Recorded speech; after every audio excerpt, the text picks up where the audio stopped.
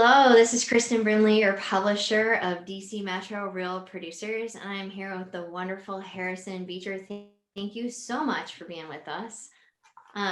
He's our cover for our December issue, and he's also the G-Car president, just inaugurated in. And I personally am honored to do this interview. Coalition Properties. I've interviewed all three of the founding partners, and Harrison being, he was a making a difference story for us, now a cover story. Ryan and Keith were both rising stars with Real Producers, and I love what you've done. And Coalition Properties, since its inception in 2019, you all have done 750 units. And Harrison, for you personally, like you've done over 251 million and 91 units, 58 million so far already this year. Like, kudos and congratulations, and I'm really glad you're on. So thanks for being with us. My pleasure, Kristen. Thanks for all you do. I said, whenever Kristen calls, I pick up. I'm here when I'm available. You got it. I appreciate. Well, and I mean, I love this like this right here. You're like where you were right there. Like this is gorgeous, and your article, and your heart of service, and how you do events. Love it, and it resonates with me on such a high level. Like normally I start out and ask like why real estate, but I would love to ask first for you, like tell us about the inception of Coalition Properties. How did that happen? Why Coalition Properties? Yeah. So again, you mentioned my partners, Ryan Butler and Keith James, and all the stuff now in terms of numbers, production, media opportunities, and leadership stuff that comes at us is because of that choice we made to ask what it would look like if we would combine forces as opposed to just running our own successful and independent businesses. What would the economies of scale, what would the increased opportunities for like the other people in our organization look like? And what more fun could we have by doing it together? Like that's the coolest part. Is like we were able to do our client appreciation event this past Saturday, first Saturday in December, and it was over 400 people that we were able to get to come out and enjoy a night together, raise some money for charity, and just the energy, because it's been so long since folks have done something like that, has just resonated. Like around the country, I've had realtor friends who are like, okay, how many referrals do I have to send to get an invite to your party next year? But like the only way something of that scale is possible, from my experience, is by making that choice to kind of combine forces. So how do we come together? It started with a relationship with Ryan and I. We've known each other since college. Ryan came into KW around 2015, I believe, and I just gave him the playbook. And I'm like, hey man, here's what I did. Here's, do what you want, it works. And always joke because he tried to hire me to be his realtor when he was just an investor, and I kind of ignored him, ghosted him, because I didn't want to do it. So we did not work together as a client realtor relationship, but then as an agent, he came in, worked directly with me as a buyer agent for a little while. Like he was helping out some of my clients, like showing specialists, and I gave him the roadmap, and he just took it and took his operational mind and took it to another level. And then he and Keith met in a bar. Like Ryan picked up Keith in a bar. They found out they're fraternity brothers and grew up together, and they had a connection, and he got him to come in under the sponsorship model that KW has. So since I sponsored Ryan sponsored Keith got on my calendar and met with me, and he was just this magnet sponge, amazing dude. And each of us were like, Ryan was like, hey Harrison, we should work together. And I was like, nah, I'm good. And then Keith was like, man, me and you, Harrison, we should work together. And like, maybe, but I'm not sure. And then Ryan and Keith were talking. So then all three of us were like, why don't we talk and see what this looks like? And they were like, the skill set differences, really, the consistencies were there in terms of like mission, vision, and like what we want to do and the culture we build. But then the skill sets and focal points were slightly different for each of us. So I was like, man, we could actually all exist here because we do different things really well.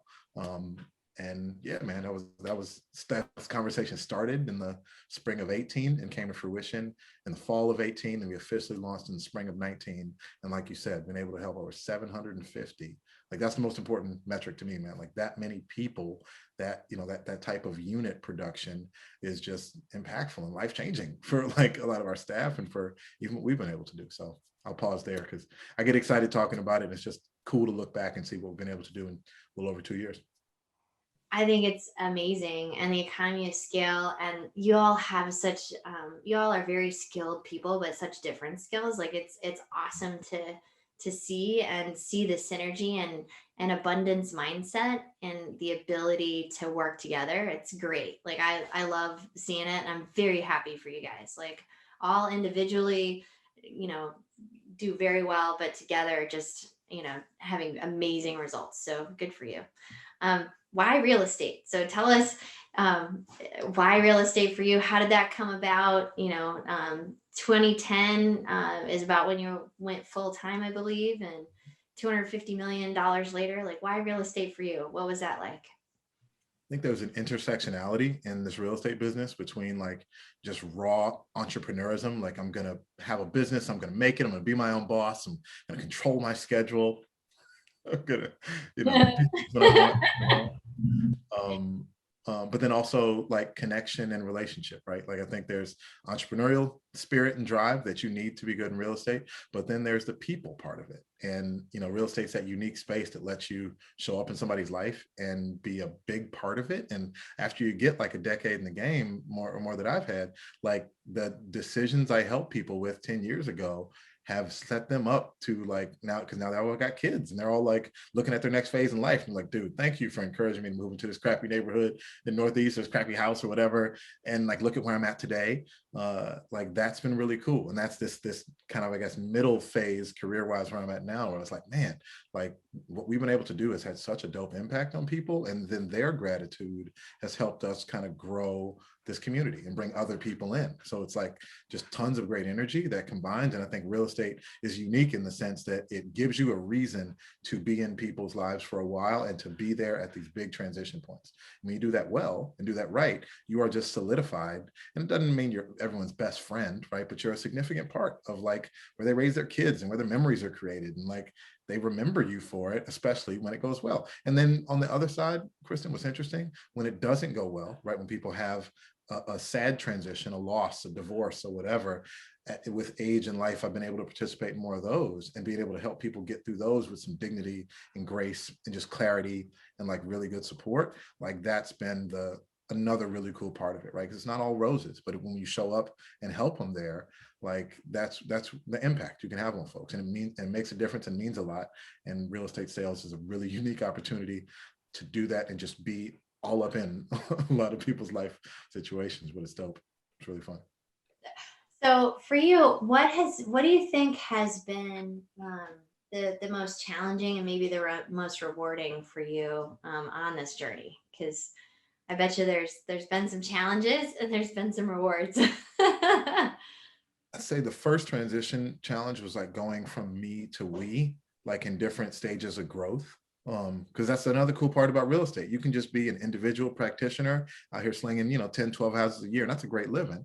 If you choose to build something bigger, you often have to hire someone or have some staff or have somebody else be in your world. And that was my biggest challenge, is like just figuring out in these different growth points, like how to go from just doing it with my hands to communicating effectively, how to have other people help me do it. And now to get to the point where I'm empowering and training and teaching our staff and our agents to go do it completely on their own, and then let go of my kind of type A, want to control and want to touch everything, let go of that will and desire to control, because I know that equals good outcomes, but that doesn't help be great. And seeing it, letting it go, and then seeing it come back and be like, oh, this is okay.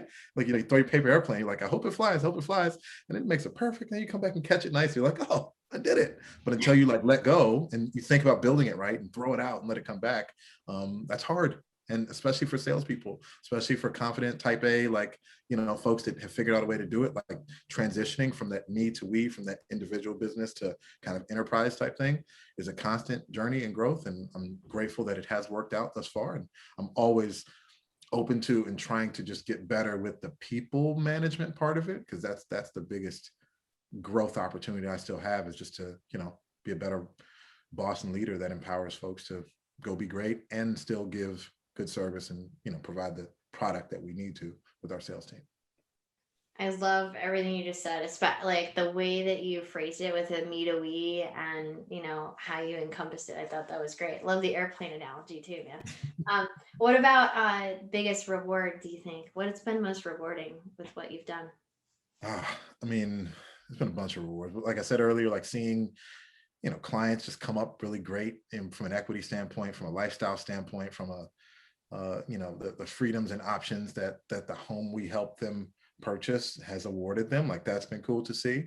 A specific and kind of personal win though is looking at someone like Isaiah, who's on our team, Isaiah Hasward, who just started with me as a 20, not even, he was 20 years old when he started, to now see him close hundreds of transactions, buy his mom a house, do really cool stuff for his son, like have his nonprofit that he started.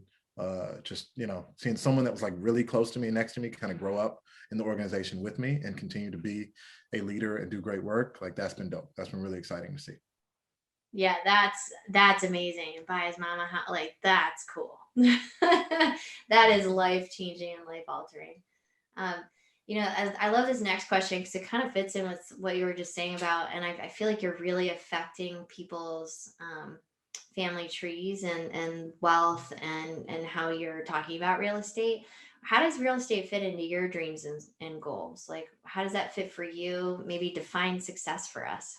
Yeah. Yeah, that's a great question. I mean, I think real estate has been a both revenue generator first, and then I've thinking of it differently from just like a cash in hand generator to like a both legacy and actual long-term wealth generator, and thinking more actively about how I can play in the game I've been kind of right outside of from a real estate investment standpoint over the last like 5 years has been really impactful. It's helped us get up to 4 properties that we own, investment properties that perform well. But then also I look at my investments and I look at real estate as not just a quick opportunity. Like we did do a flip as a team just to, try it like leadership.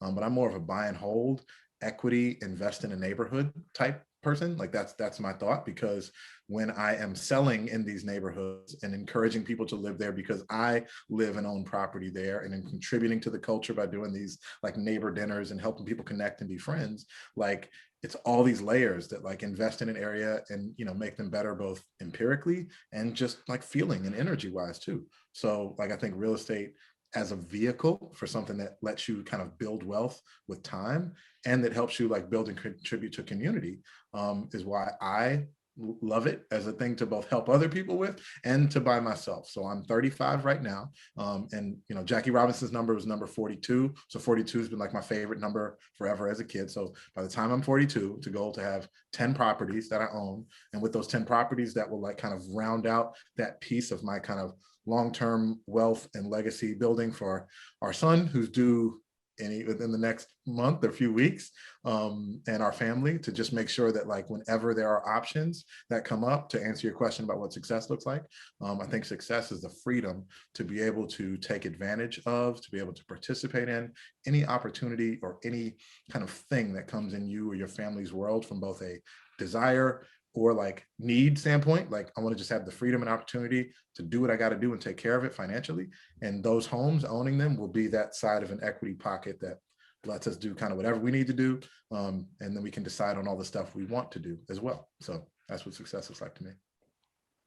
That sounds like a pretty darn good definition of success. Speaking of family, tell us a little bit about your family.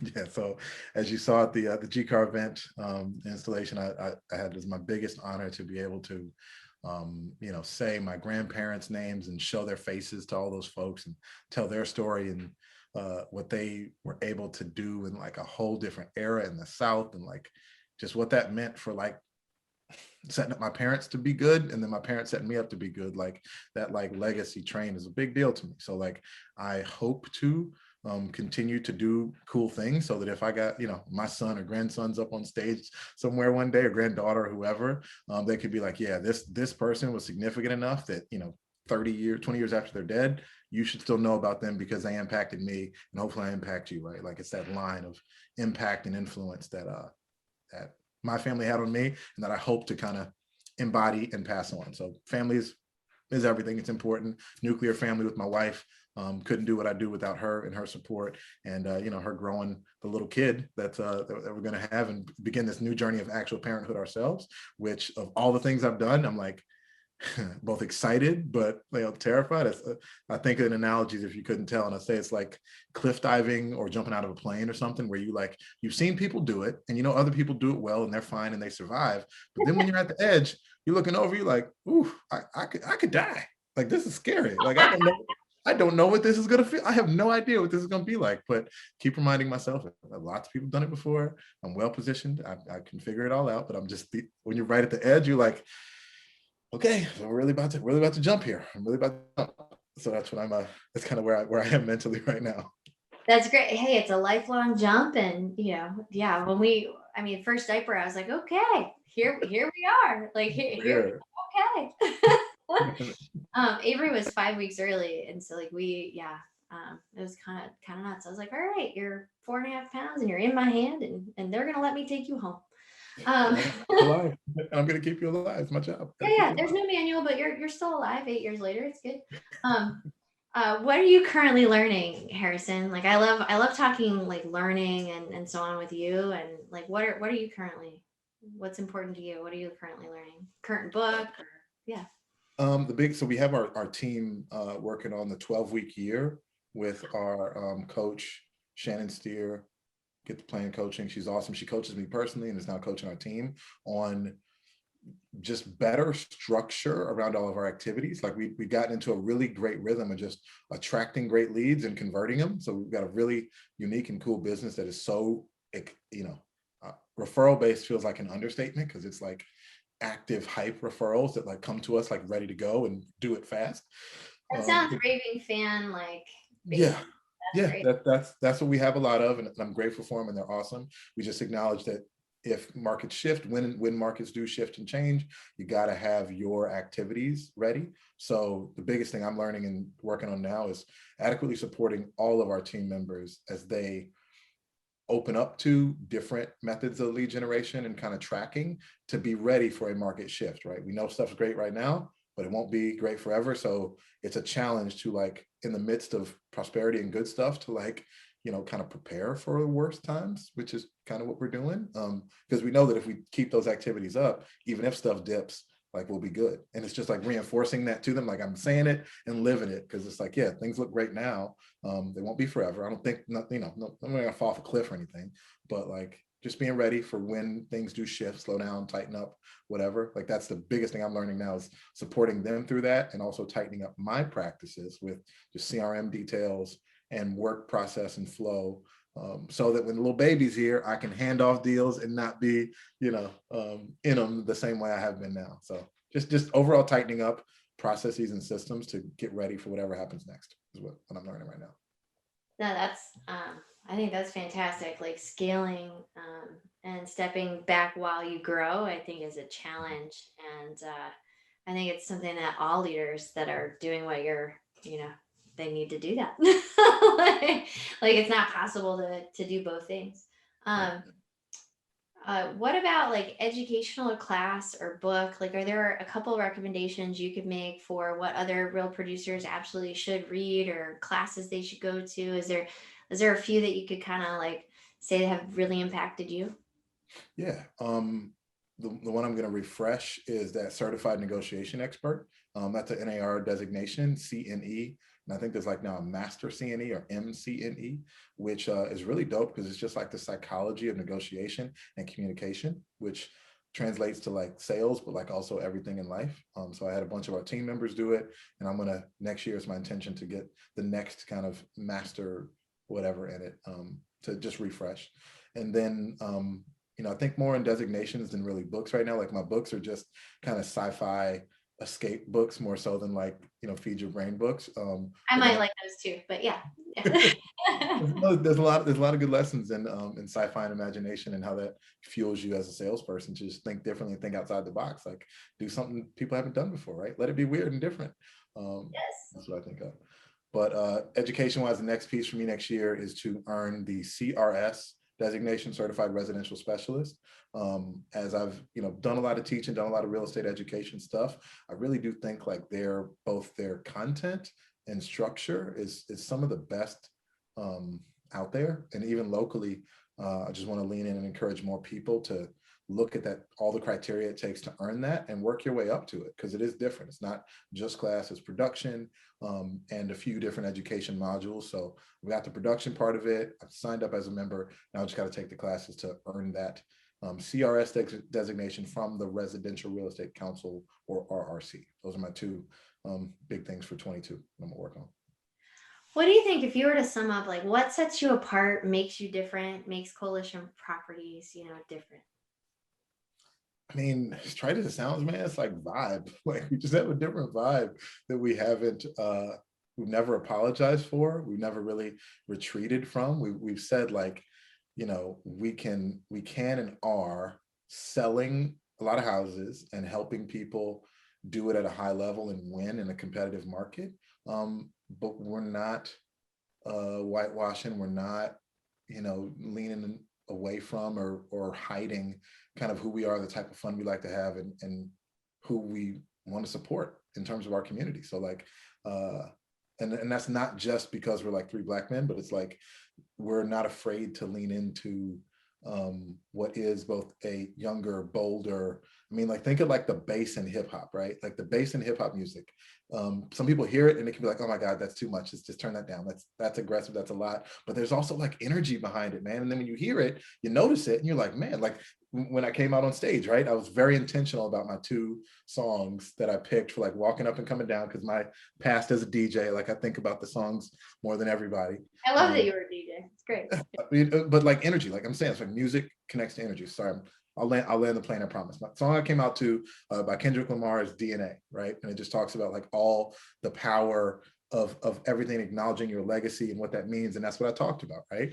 And then on the way out, I came out to Young Jeezy's My President is Black, just because it's a hilarious song. And, I was the new president, bring it back. But like the energy behind both of those, even if you don't know the lyrics or the words, when you heard it and he played it loud, which I told him to, it was a feel, it was a vibe. And I think that feel and vibe is what we at Coalition have. And it's what people that are in our community, from clients, friends, people that refer us, whatever, they appreciate and they like, because it's not what you often associate with real estate sales, right? Real estate sales does not often have that same vibe, but then also they want to bring more people in to be a part of it. And that's what makes any event or anything better, is that when more people are there and it's a collective and kind of communal energy, like that's even more infectious. And it's like, oh, no, y'all come too, like this is fun. And I think that's what we've been able to, we did it just organically originally, and now thinking about growing even more. How do we still keep that same organic and original and good vibe and feel as we have a community that's more than 750 people, or like more than 1,000, right? That we're going to sell houses to still have them all feel it and appreciate it in that same way. Like that's that's what separates us, but then that's also our challenge of with growth, keeping it with that same vibe and feel as we grow. So that's where my brain is always trying to figure out the best way to do that. Well, I love it. And actually, you had recommended that song to me to check out. Last time we talked for an interview, and I did, and I was like, "This is great. This is awesome," and it's on one of my playlists. So I think it's awesome. What about like a greatest lesson, or greatest failure you learned from, and like the lesson from that? Like, can you share with us? Either greatest lesson you ever learned, or failure that turned into an amazing lesson, so that it can save other people, that because we all fail forward. Yeah, I mean, top of mind is some of the folks that have come on to and then transitioned off of our sales team within our first couple years of growth, because when you're a small organization, you have somebody come with you and they're working with you and they're working close to you, and then they leave. It's really easy to take that personal. It's really easy to get into your own feelings about it, and even think ill of them, right? Think negative, like how dare this person, they realize what they did. But the perspective I've gained after having, a couple years in and having some people cycle in and out of the organization is that will happen with all businesses, right? Ben Kinney, who's a big KW guy, trains at around 30%, like big organizations or sales teams, organizations can plan on around 30% attrition or cycle. Like periods, like it could be your mama, it could be your best friend, it could be some of your, whatever, you love them. they're going to leave. Some are going to leave, and that's okay. And that lesson was a hard one for me, because not only do we like coach up the folks on the team, we actually give them leads and opportunities. We are concretely putting money in their pocket, right? And again, they're working for it. Nothing's free. But when you do that for a while, and someone looks at you and says, either this isn't enough, or I don't want to do this anymore, or this isn't right for me. And you're like, oh, we put in so much time. You were so close. Like, if you just stay, like it'll be great. I know it will. But if they don't see it for themselves, that's the biggest lesson. And you can't, when someone chooses to leave, or chooses to, for whatever reason, choose to move on, transition, not work with you, and this is even the client fires you, right? You got to take it with grace, and your emotion towards it is not a reflection of something that's wrong with them. It's really more of a mirror of you looking at your insecurities or fears around not having somebody to replace them, or the pain that they're leaving might cause. So the answer is always have an active pipeline of people and opportunities and things, so that if somebody chooses to leave, which they will, you're going to be okay. And by you knowing that you're okay, that confidence can change how you interact with them, and the respect with which you let them leave. Because if they leave and it's petty, or you're angry or whatever, that's never good, especially if you're going to be a leader and you're going to be around for a while. Like, you can't, let people leave with the bad taste in them. That's just bad luck. You can't do it. And I've learned, because folks early on it did, because it was kind of personal. But now I'm like, nope, it's not on, I know I've done a good job by you, and I know this was a great opportunity for you, and I've done everything right. If you don't see it the same way, God bless and good luck. We're going to be here. We're going to keep doing our thing, and I'm going to be fine, and we're going to be good. And I wish you the best, period. Right. Instead of that extra stuff. So that was my biggest kind of leadership lesson, that came through some pain of like being immature as people cycled off. I really appreciate you sharing that. And I feel like that's a great lesson for people to learn as they are like growing teams. And even if you've had a team a nice long time, like, it's a lesson that sometimes it's one of my favorite sayings I say on the team is, that worked so well, I stopped doing it. So sometimes we need a refresher on those things too. Even if someone's been in the business a long time, sometimes that's a good thing to hear, because that happens for everybody. So I thank you for sharing that. And even clients in business, right? Like, you can't have, anyone that's coming to any organization that is about interaction and people that you think are core, you think are there for whatever reason, for a specific reason, no reason at all, they can go. And that how you respond to that is what you control. And if you're doing enough of your correctly generation, you're doing the right things in your business anyway, you're gonna be okay. A little bit of pain for a little while, but you're gonna be all right. And you just keep it going and have that confidence that lets you just operate better and communicate better, and changes even how the people leave, how they think about you, how you respond is a big difference. Huge. And that can make, it can be a boomerang client or employee later too. Like, people come back too, we call them boomerangs whenever stuff like that happens. And I think that's, you're around long enough, do it long enough, that boomerangs will happen, like clients, employee, whatever. What do you want to be remembered for, Harrison? Like, how would you like to be remembered? I know you're only 35, but like, if you think about that, and I love this question, because I've literally like written my obituary kind of before, and I think it's a great question to ask ourselves. Hopefully, folks will remember me as someone that did pay attention to them, right? When we were there, like, I think there's power in looking somebody straight in the eyes, letting you hear them, and hopefully you remember a little something about them too that goes. Like, I always try, especially as association stuff and leadership and speaking things come up, to remember some little tidbits and give them some like dignity, and know that they were heard and responded to. That's something I always make an effort to do. It gets harder as kind of my world gets bigger, but whenever I can do that, that's actually my wife always sees me. She's like, how do you remember so much stuff about so many people? I was like, I don't know. Just that's help me be a good salesperson. But like, I know that it matters to people to be heard and responded to and remembered in any way. So hopefully, if there have been enough folks out there that I heard them and responded to them, and gave them some respect and dignity, that's cool. And then hopefully anything I was associated with, be it an organization, an event, our team, our business, I love creating experiences where folks have a great time. And hopefully they associate me with enjoying themselves, having a good time, and having a really memorable time for good reasons. Like, that'd be dope. I think you accomplish those things. I also think you throw dope events, just saying. Like, I mean, I was just at the installation. Like, I feel like you had a hand in how well, like, yeah, that was amazing. And yeah, 400 people for client appreciation recently with everything going on is quite a thing to be proud of. So, And um, safe and no COVID issues either too. Like that was the concern as well, like doing things big in this really transitional time. So that's what I'm most excited about. We were all in there and no one got the alerts, the DC alerts, like you've been exposed to COVID. I'm like, okay, we're a week out, thank goodness. Nothing's yeah, happening. Yeah. yes, yeah, that's a big, yep. No, I feel you on that. Well, is there anything else you want to share with our real producers? And I really appreciate you being so forthright and very human on this interview. Thank you. Yeah. I mean, again, just gratitude to not just my partners, Keith and Ryan, but our entire admin squad. Tracy, Donna, Chelsea, Nakia, Tayana, who's our newest admin that just came on, Chris. Our admin squad in the background does amazing work. Karen, Cheryl, we got a bunch of great people that do awesome work. None of our outward facing stuff would be possible without them. So yeah, gratitude to them. And just if folks see and hear anything about either GCAR, DCAR, any of the organizations I'm a part of and you're curious, come, right? Like, don't just be curious on the outside, like come actually check them out. Like this year and moving forward, we're trying to give people more active reasons to plug in and engage. And all those groups are better when more people show up and contribute and become a part of it. So hopefully folks are intrigued and interested and they come and they want to, not just come for once, but come and stay and keep contributing. So that's what I would love for people to do. Come to our stuff.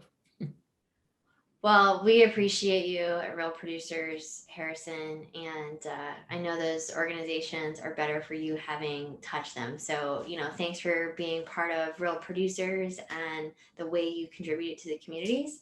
And if y'all didn't read his story, check it out on, page 50 in the December issue. And you heard it here at Real Producers. Have a great day, everybody.